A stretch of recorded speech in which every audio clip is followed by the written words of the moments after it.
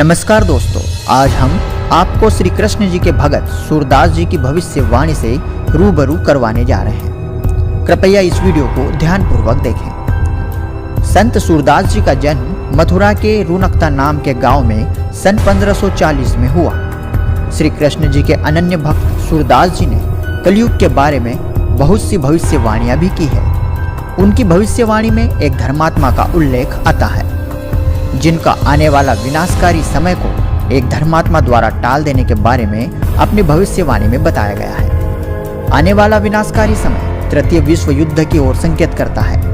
वर्तमान समय में आए दिन अप्रिय घटनाएं तो घटित होते सभी देख रहे हैं। भारत देश ही नहीं बल्कि पूरे विश्व के गंभीर हालातों को देखकर यह अंदाजा लगाया जा सकता है कि वर्तमान समय भविष्य काल के लिए कितना भयानक हो सकता है।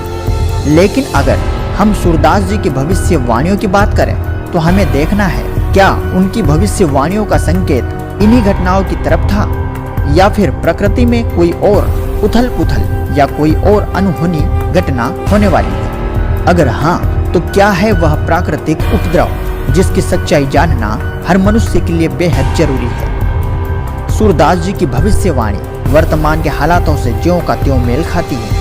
संत सूरदास जी अपनी भविष्यवाणी में कहते हैं, रे मन धीरज क्यों न धरे, संवत 2000 के ऊपर ऐसा जोग परे, पूरब पश्चिम उत्तर दक्षिण चहु दिशा काल फिरे, अकाल मृत्यु जग माही व्यापे, प्रजा बहुत मरे।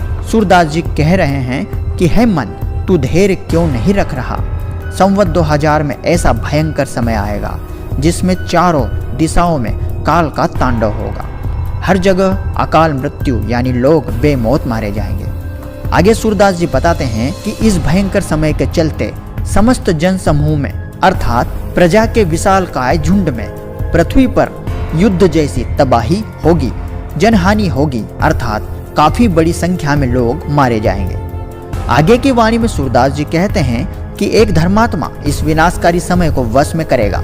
अब देखना यह है कि आखिर कौन है वह धर्मात्मा जिस पर कहा गया है कि स्वर्ण फूल वन पृथ्वी फूले, धर्म की बेल बढ़े, सहस्र वर्ष लग सतयुग व्यापे, सुख की दया फिरे। उस महात्मा के कारण पूरी पृथ्वी फिर से हरी भरी होगी, धर्म का प्रसार होगा, हर तरफ शांति, भाईचारे और सदाचार, सतभक्ति का माहौल होगा। सूरदास जी कहते हैं ऐसा हजारों वर्ष तक रहेगा। सब जगह उस धर्मात्मा की अपार शक्ति से सुख की दया फिरेगी।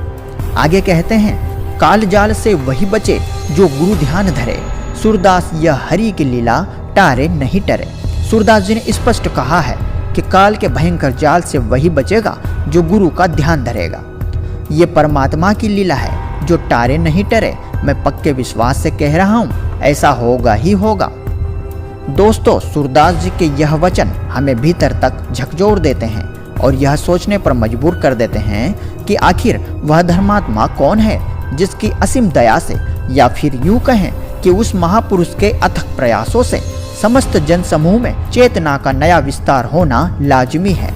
रे मन धीरज क्यों न धरे, संवत 2000 के ऊपर ऐसा जोग परे, पूरब पश्चिम उत्तर दक्षिण चहु दिशा काल फिरे, अकाल मृत्यु जग माही व्यापे, प्रजा बहुत मरे।